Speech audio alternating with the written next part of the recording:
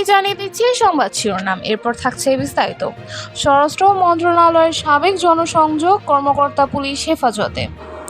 সাইমা ওয়াজেদ পুতুলের বিরুদ্ধে দুর্নীতি মামলা, মিথ্যা তথ্য ও অর্থ আত্মসাতের অভিযোগ। বিস্তারিত।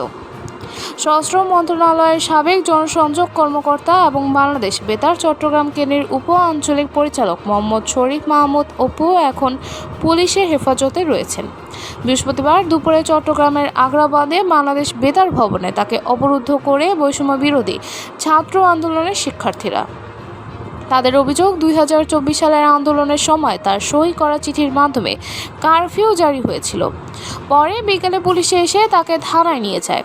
ডবল মুরিং থানার ওসি জানিয়েছেন, শরীফ মাহমুদের বিরুদ্ধে দুর্নীতি দমন কমিশন একটি মামলা রয়েছে এবং এ বিষয়ে ঊর্ধ্বতন কর্তৃপক্ষের সিদ্ধান্তের অপেক্ষায় রয়েছে পুলিশ। সাইমা ওয়াজেদ পুতুলের বিরুদ্ধে দুর্নীতি মামলা, মিথ্যা তথ্য ও অর্থ আত্মসাতের অভিযোগ। বিস্তারিত। বিশ্ব স্বাস্থ্য সংস্থা মিথ্যা তথ্য দিয়ে চাকরি নেওয়া এবং সূচনা ফাউন্ডেশনের নামে ব্যাংক থেকে কোটি কোটি টাকা আদায়ের অভিযোগে শেখ হাসিনার মেয়ে সাইমা ওয়াজেদ পুতুলের বিরুদ্ধে দুটি মামলা করছে দুর্নীতি দমন কমিশন। দুদকের মহাপরিচালক মোহাম্মদ আক্তার হোসেন জানিয়েছে, পুতুল তার সিভিতে ভুয়া তথ্য দিয়ে বিশ্ব স্বাস্থ্য সংস্থার দক্ষিণ পূর্ব এশিয়ার আঞ্চলিক পরিচালক পদে নিয়োগ নেন।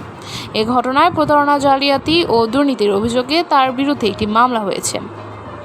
অন্যদিকে সাবেক ব্যাংক চেয়ারম্যান নজরুল ইসলাম মজুমদারের সহযোগিতায় 20টি ব্যাংকের CSR ফান্ড থেকে 33 কোটি টাকার বেশি আদায়ের অভিযোগে আরেকটি মামলা হয়েছে।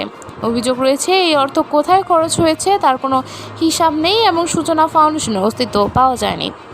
দুদক বলছে, তদন্তে নতুন তথ্য বের হলে আরও ব্যক্তিদের জড়িত থাকার বিষয়ে আইনগত ব্যবস্থা নেওয়া হবে।